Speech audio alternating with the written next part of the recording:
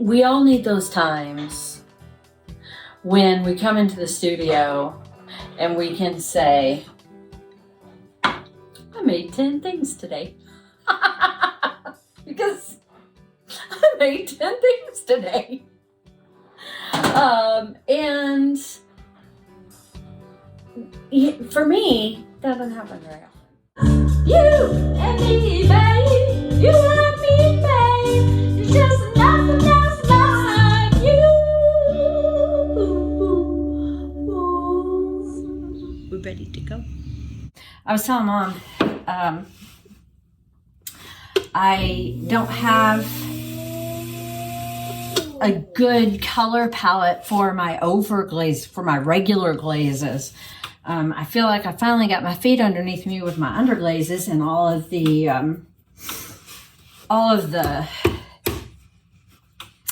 underglaze test tiles that we did and all that. But regular glazes, I don't feel like I have a decent color palette yet.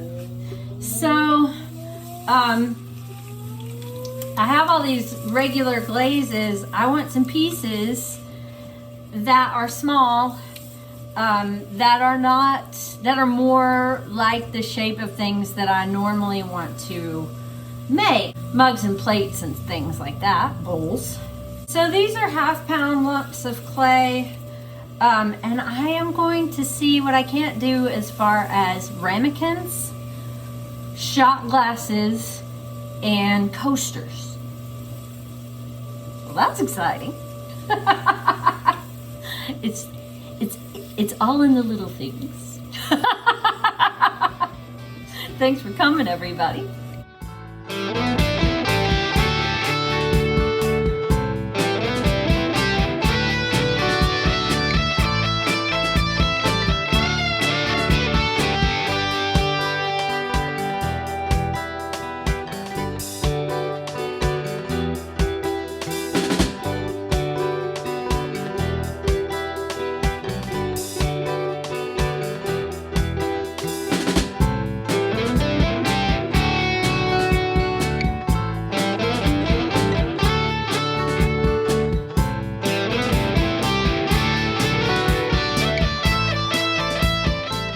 Check it out. I've been doing coasters and they've been going so well. And if you've been with me long, you know that I have had a terrible time in the past with plates and plate-like items. These obviously are not plates, they are coasters. However, Tim did the only set of coasters that we have ever sold, and he was trying to do plates. And he wasn't successful at it. So we finally figured out how to do a plate with the PVC pipe, which is in the carts, and it works really well. But here's the thing. You can't throw a coaster with PVC pipe. And I'm wanting small things that I can get my color palette together with. And so coasters are just exactly right. Let me show you what I've learned. Because this is the fastest I've ever been able to produce any one given thing. If you have wrist issues, push on your clay with your whole fist. Also on very small pieces of clay, that's a lot easier to do. Wait, what?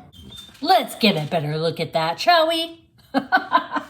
This is a pound of clay, and I wanted to demonstrate that you can use that same centering method on a pound of clay. This is better quality clay than I was throwing with a while ago, but because I've already taken that and made it into balls of clay for things like that, for the coasters and stuff. So going crazy. I'm just gonna stick. There you go. All she wrote.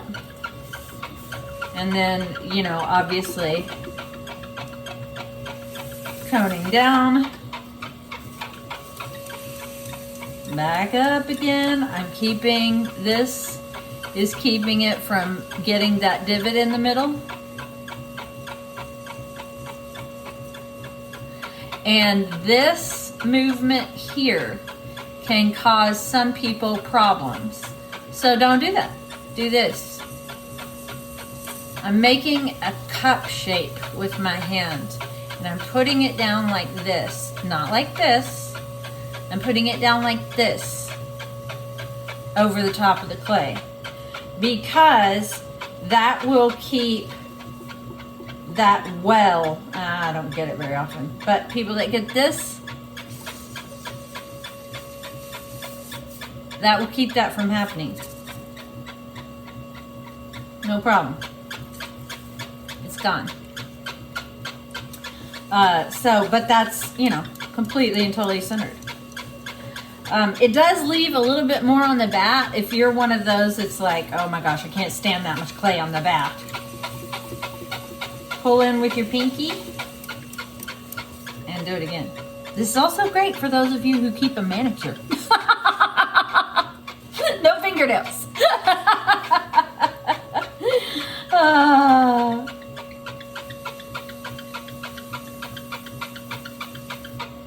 So there you go.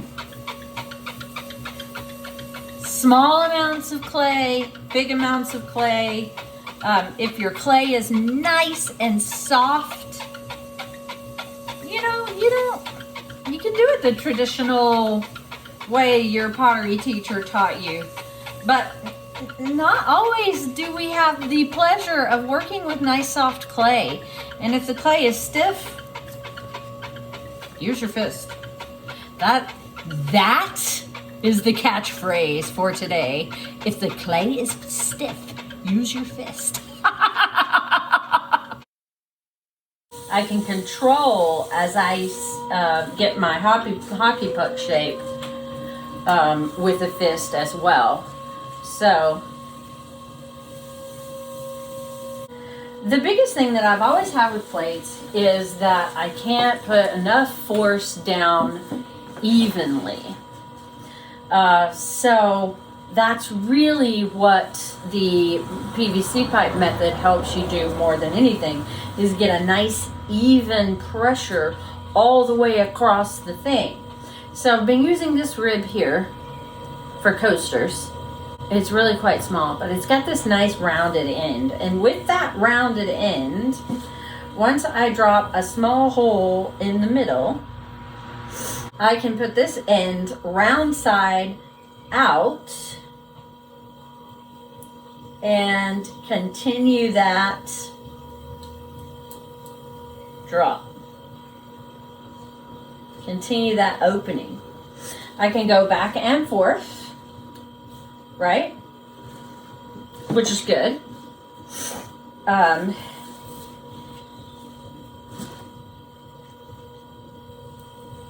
And I can go out to the side. I also feel like if I made a mark, that mark would tell me exactly how wide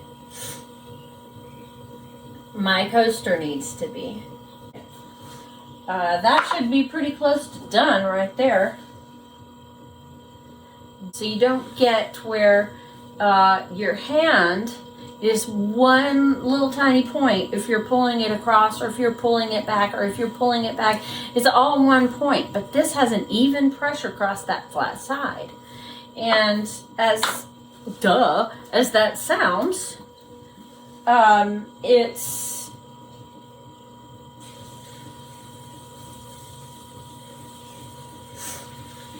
not an easy fix necessarily.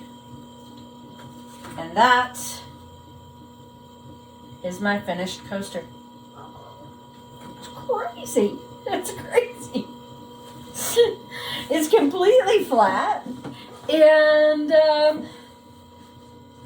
it's half a pound of clay.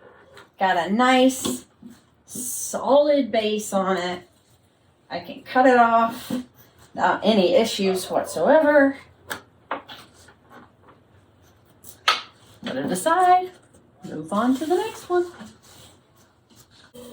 Okay, so again with the centering,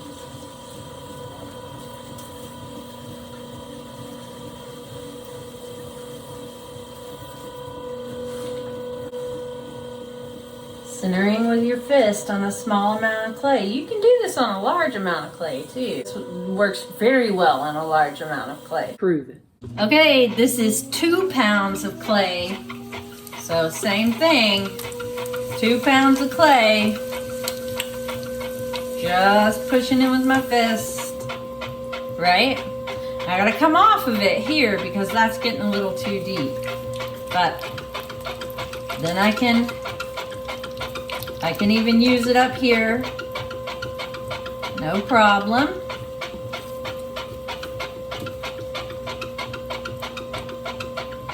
I can take this and push down.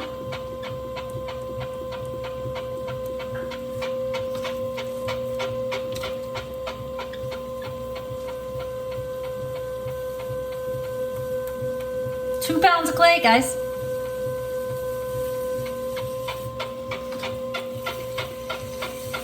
Obviously, I'm gonna need to do it again, but I think I'll flatten it more traditional for a minute. And like I said, this that we do with this part of our wrist, that can be difficult. When you're holding these two, especially on smaller amounts of clay. On larger amounts of clay, it's not really a big deal. But on smaller amounts of clay, it is a big deal. So,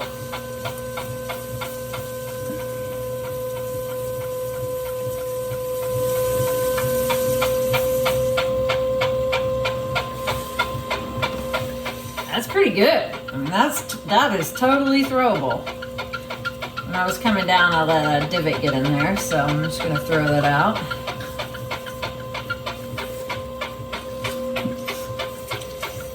And because both my wrists are straight while I'm doing this, there is absolutely no risk. And even for those, I've never had carpal tunnel, but my mom did. Even for those, though, that I think are experiencing some serious pain, I really think that this is worth a try for sure. I mean, I don't know. I've never had carpal tunnel. I've never struggled with wrist issues. My chiropractor takes care of that for me. In, down, in, down. Very comfortable.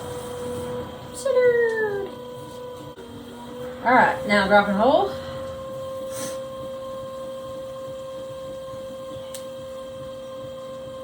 The other great thing is, like, I can hear bubbles popping in here, right? Because this is exceedingly mediocre clay at best. So it's a solution for that clay that you're just like, oh, I really am not looking forward to getting that reclaimed back into shape. You know what I'm talking about? Oh.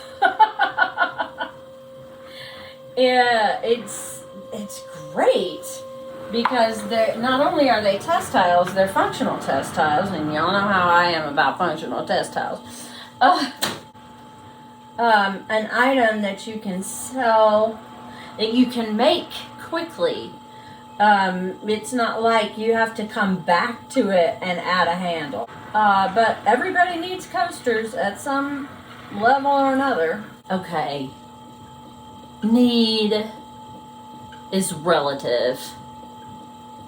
But in our house, every piece of furniture is antique and inherited and bought at secondhand stores. So it's all real wood. And it all needs a coaster. And that's, look, it's done. That's all there is to it. I can even use the rib to kind of give it this nice little undercut that I like. Fantastic.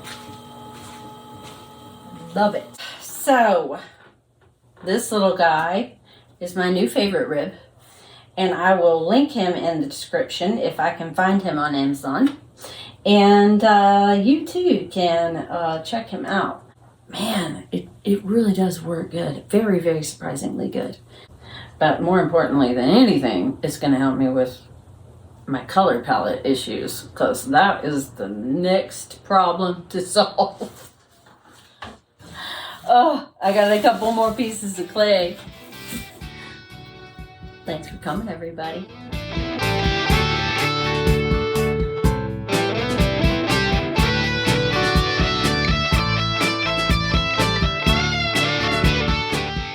How do I color this butterfly? Well, I can do a coaster. Color the butterfly. I do or do not like that on this clay or on that clay. The only set of coasters I've ever been able to do, Tim did. What happened to my sponge? My sponge ran away. Oh well, new sponge. I am not doing a good job saying all this stuff.